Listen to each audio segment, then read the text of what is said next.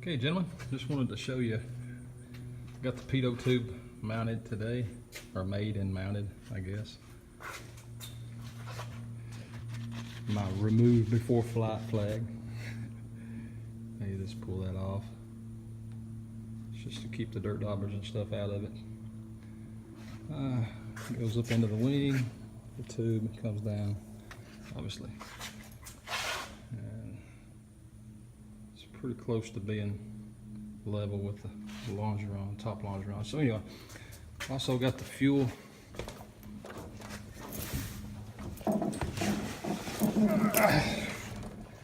Fuel lines mounted. Fuel filter goes up. Fuel shut off. When it's in line with the top, it means it's on. It's off. No reason really ever to cut that off. So, and there's the connections for the strobes, and of course the Pitot tube comes down and attaches to the back of the